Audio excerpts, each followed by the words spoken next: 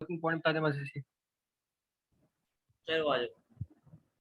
Discuss how a business might attempt to change the price elasticity of demand for their product and consider which approach is most likely to be useful. Part A पे आए. Explain how economists use the concept of elasticity to distinguish between inferior good and necessary good when consumer income changes. बेटा income की बात हो रही है तो सबसे पहले आपने YD से इसको स्टार्ट करना है. YD आपने एक्सप्लेन करना है, आपने फॉर्मूला बताना है. आप बोलेंगे अब formula can result in 3 different values which can be either positive, negative और जीरो. पॉजिटिव है तो नॉर्मल है, इंफीरियर है तो नेगेटिव है, जीरो है तो नेसेसरी गुड है. ठीक है. फिर आपने इंफीरियर गुड के बारे में बताना है, आपने नेसेसरी गुड के बारे में बताना है. मेडिसिन हो गया, फूड हो गया, इन चीज़ों के बारे में आपने बता दिया. और 8 में से 8 मार्क आप लोग इस तरीके से गेन कर सकते हो. ठीक है. डायग्राम्स 2 आएंगी इसके अंदर. Discuss how business might attempt to change the price elasticity of demand. आपके पास जो मैंने एक क्वेश्चन पीछे जो टॉपिकल क्वेश्चंस हैं उनके अंदर मैंने ये वाला क्वेश्चन एक है मिलता जुलता. हाउ उसका वो सवाल था कि how producer can change his price elasticity of demand, is it useful और is it beneficial to change his price elasticity of demand. तो बेनिफिशियल नहीं पूछा इसने, इसने हाउ वाला पूछा. तो आप सेम वही चीज फॉलो कर सकते हैं. हाउ किस तरीके से आप लग्जरी गुड बनाना शुरू कर दो, आप नेसेसिटी गुड बनाना शुरू कर दो, आप जो हो लॉन्ग रन के अंदर ऑपरेट करना शुरू कर दें. शॉर्ट रन के अंदर ये होगा, आप लॉन्ग रन में जाकर ये कर सकते हो. आप जो है क्या बोलते हैं वो गुड बनाओ जिसके सब्स्टिट्यूट्स कम हो, तो उसकी जो है वो पीडी लेस देन 1 होती है. फिर आपने यूजफुलनेस भी थोड़ी बहुत बतानी है कि अगर डिमांड इनइलास्टिक है तो प्राइस बढ़ा देंगे ताकि क्वांटिटी हल्की सी कम हो और आपका रेवेन्यू भी क्या होगा बढ़ेगा. और अगर इलास्टिक है तो प्राइस हल्की सी कम करेंगे ताकि क्वांटिटी बहुत ज्यादा से बढ़े और आपका रेवेन्यू भी क्या हो जाए, बढ़ जाए. ठीक है. ये बात आपने बतानी है. फिर आपसे उसने पूछा कि which approach is most likely to be useful. आप अपने हिसाब से बता दो कि यार मेरे हिसाब से बेस्ट ये है कि आप वो चीज़ बनाओ जिसके सब्स्टिट्यूट्स कम है. आप थोड़ी सी रिसर्च करो, आपके पैसे लगेंगे, थोड़े से खर्चा होगा, लेकिन आप वो चीज़ बनाओ ताकि आप जो है डिमांड इन इलास्टिक क्रिएट करने की कोशिश करो, जिससे अगर आप प्राइस बढ़ाते हैं तो आपका रेवेन्यू लोग लेंगे, रेवेन्यू आपको देंगे लोग. ठीक है. वरना ऐसे देखो, समझ गए बात को? क्लियर है? जी सर क्लियर है।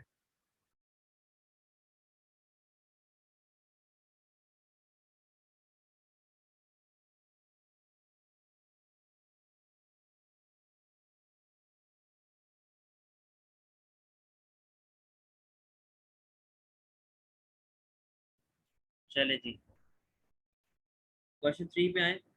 Part B. Discuss whether subsidies on the production of all types of good will lead to an improved allocation of resources. ठीक है.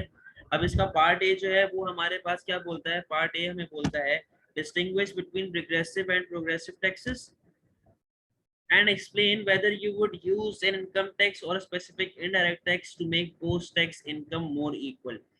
बेटा वो आपसे पूछता है कि आप रिग्रेसिव टैक्सेस क्या होते हैं, प्रोग्रेसिव टैक्सेस क्या होते हैं, और वो बोलता है कि यार हम लोग क्या चीज लगाएं, रिग्रेसिव लगाएं कि प्रोग्रेसिव लगाएं कि जिससे हमारे पास आफ्टर टैक्स इनकम है वो equal income, equal distribution of income हमारे पास शुरू हो जाए. ठीक है. आप तो पहले इनको इसका डिफरेंस बताएंगे कि प्रोग्रेसिव टैक्स जो होता है वो आपकी इनकम टैक्स होता है और जो है क्या बोलते हैं आपकी इनकम टैक्स के ऊपर जो है गेम हो रहा होता है, आपकी इनकम पे लग रहा होता है. रिग्रेसिव टैक्स, अच्छा आप इसकी एग्जांपल भी ले सकते हो, प्रॉफिट टैक्स लिख सकते हो आप. ठीक है. आप जो है वो इनकम टैक्स लिख सकते हैं. आप बोलेंगे रिग्रेसिव टैक्स जो होता है वैल्यू एडेड टैक्स यानी कि सेल्स टैक्स होता है. सेल्स टैक्स आपके पास चल रहा होता है, गुड्स एंड सर्विसेज के ऊपर लग रहा होता है, आपने इस तरीके से उसका डिफरेंस बताना. ठीक है. फिर आपको बोलता है इनकम टैक्स लगाऊं कि स्पेसिफिक इनडायरेक्ट टैक्स लगाऊं. आप बूम और रिसेशन की बात करेंगे यहाँ पे. ठीक है. आप उसको बोलेंगे कि यार अगर आपको पोस्ट टैक्स इनकम अपनी बराबर करनी है तो बेहतर ये है कि बूम के अंदर आप प्रोग्रेसिव टैक्सेस बढ़ा दो, ये वही वाईडी वाली बात, और रिसेशन के अंदर रिग्रेसिव टैक्सेस कम कर दो. उन चीजों पर रिग्रेसिव टैक्स लगाओ जो कि लग्जरी है. फॉर एग्जांपल ट्रैवलिंग हो गया, महंगे मोबाइल फोन हो गए, महंगी गाड़ियां हो गई, क्योंकि अमीर बंदा तो रिसेशन में भी लेगा. सही है. तो इस तरीके से आपने उसको बताना है. पार्ट बी पूछता है discuss whether subsidy on the production of all types of good will lead to an improved allocation of resources.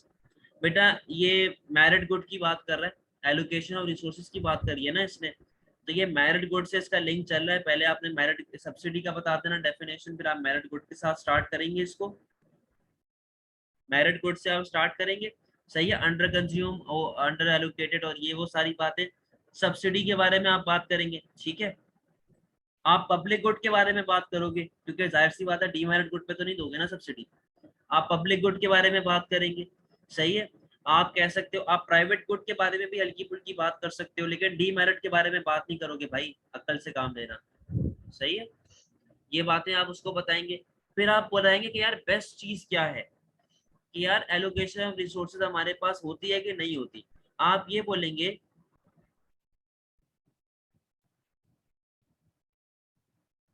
आप ये बोलेंगे कि यार देखो एलोकेशन अच्छी होती है, क्योंकि लॉजिकली जब प्राइस लेवल, सब्सिडी से क्या होता है, सब्सिडी से प्राइस कम होती है ना। जब प्राइस कम होगी तो लॉ ऑफ डिमांड के हिसाब से प्राइस कम होगी, क्वांटिटी डिमांड हमारे पास बढ़ जाएगी। लोग जो है पागलों की तरह कंज्यूम करना शुरू करेंगे उस चीज को, और हमारी कंजम्पशन जो है वो बढ़ना शुरू हो जाएगी। अंडर कंजम्पशन का जो मसला था वो मसला सॉल्व होना शुरू हो जाएगा। ये आपका जो है वो कंक्लूजन के अंदर बात चली जाएगी। क्लियर है?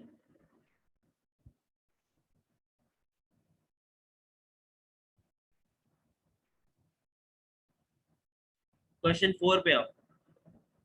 Discuss the argument that are used to justify protectionism and consider whether these arguments can ever be justified। ठीक है, पार्ट ए पे आ जाए।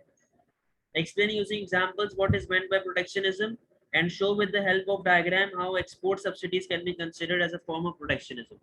बेटा protectionism की आप definition बताएंगे, आप बताएंगे एग्जांपल्स के अंदर, इसके अंदर टैरिफ आते हैं, कोटा होता है, ये होता है, हम लोग बाहर से आने वाली चीजों को महंगा कर दें ताकि लोग ना खरीदें। आप सब्सिडी, उसने एक्सपोर्ट सब्सिडी बोला ना, आप एक नॉर्मल सब्सिडी वाली डायग्राम बना के दिखाएंगे जिसके अंदर आपकी प्राइस जो है वो कम हो रही है पहले के मुकाबले में, ठीक है। आप इसको बताएंगे कि इससे हमारी एक्सपोर्ट्स बढ़ती है, हमारा बैलेंस ऑफ ट्रेड अच्छा होता है, हमारा बैलेंस ऑफ पेमेंट अच्छा होता है, हमारे पास फायदे हो रहे होते हैं। कि वही वाली बातें जो है वो आप बताएंगे कि हमारा किस तरीके से प्रोटेक्शनिज्म यूज होगा। लोग बाहर से नहीं खरीदेंगे, लोग हमारा माल खरीदेंगे क्योंकि हमारी प्राइस कम है, हमारा माल बाहर एक्सपोर्ट होगा क्योंकि प्राइस कम है, ठीक है। डिस्कस कि भाई प्रोटेक्शनिज्म जस्टिफाइड है कि नहीं। आपके पास आर्ग्यूमेंट्स इन फेवर और आर्ग्यूमेंट्स अगेंस्ट प्रोटेक्शनिज्म लिखे हुए हैं आपके नोट्स में, आपने वही एडवांटेज और डिसएडवांटेज पूरे के पूरे लिख देने। कंक्लूजन में आप बोलेंगे कि यार उतनी चमाट मारो जितनी खुद बर्दाश्त कर सको, सही है। तो प्रोटेक्शनिज्म आप हर चीज पे नहीं लगा सकते, इतना टैक्स लगाओ तो ये सोच के लगा रहे हो, लगाना कि बाहर वाला भी आप पे टैक्स लगाएगा, तो उतना करें जितना खुद बर्दाश्त कर सको। क्लियर है ये वाला पेपर भाई?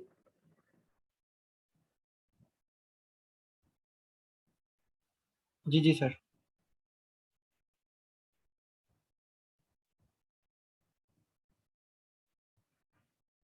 ठीक। विंटर 2019 खोलें, नवंबर 2019।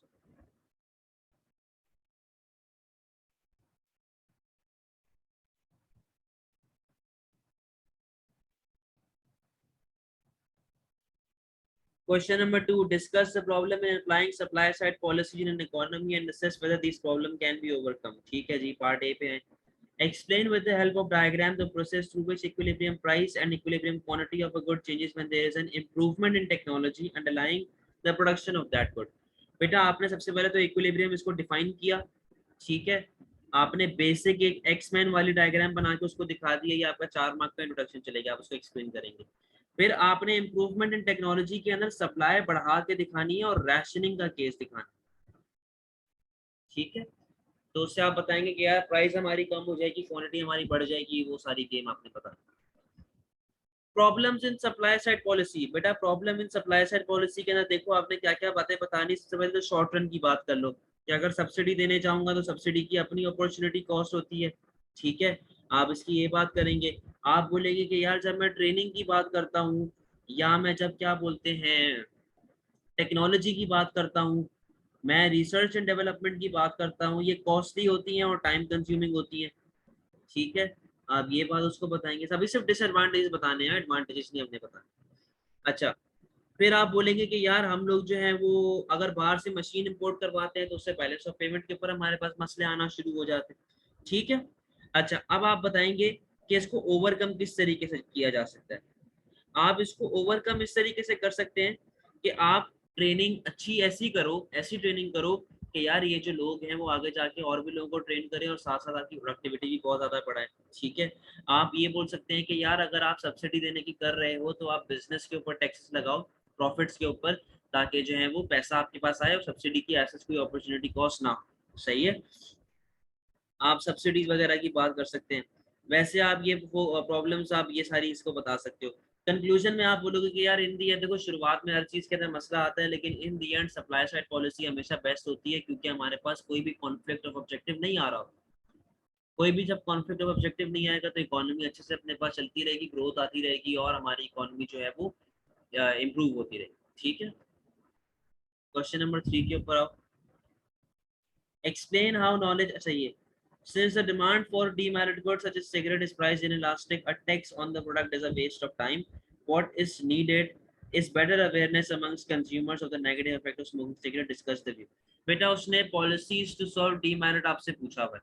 सही है, पार्ट ए पे आओ। Explain how knowledge of price elasticity of demand can be good to help business assess the impact of price changes.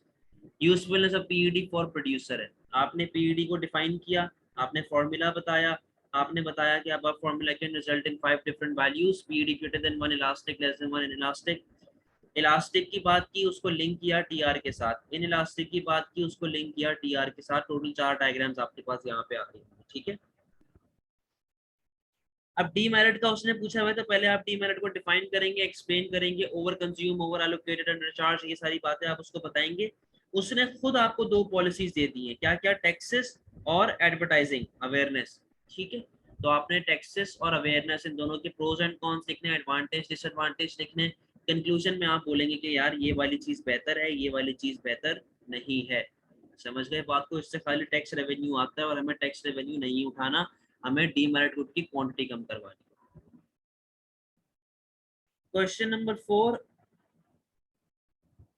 discuss using examples whether an expenditure reducing policy or expenditure switching policy is the more effective response in economies faced with a deficit on the current account balance of payment. बोलता है कि deficit चल रहा है, balance of payment पे बताओ दोनों में से अच्छी पॉलिसी कौन सी है। और पार्ट ए क्या बोलता है, explain how terms of trade of an economy will be affected by changes in that economy's का exchange rate। देखिए मेरी बात सुने, टर्म्स ऑफ ट्रेड का सवाल उसने पूछा हुआ है। टर्म्स ऑफ ट्रेड का फॉर्मूला क्या होता है, export price over import price multiply by 100।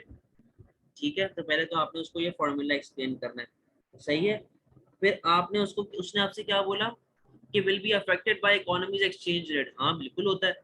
देखो ना, अगर हमारी एक्सचेंज रेट गिरेगा, फॉर एग्जाम्पल अगर हमारा एक्सचेंज रेट जो है वो गिर गया, फॉल हो गया, तो उससे हमारा माल सस्ता होगा, यानी कि एक्सपोर्ट की प्राइस कम हो गई, बाहर वाले का माल महंगा हो जाएगा, इंपोर्ट की प्राइस बढ़ गई, तो इससे तो बेटा बैलेंस ऑफ ट्रेड खराब होगा ना। और अगर हमारा एप्रिसिएट हो रहा है, बढ़ रहा है, एक्सचेंज रेट पॉजिटिव की तरफ जा रहा है, तो उससे हमारी एक्सपोर्ट प्राइस बढ़ेगी और इम्पोर्ट प्राइस जो है वो कम हो जाएगी। उससे तो हमारा balance of terms of trade अच्छा होगा।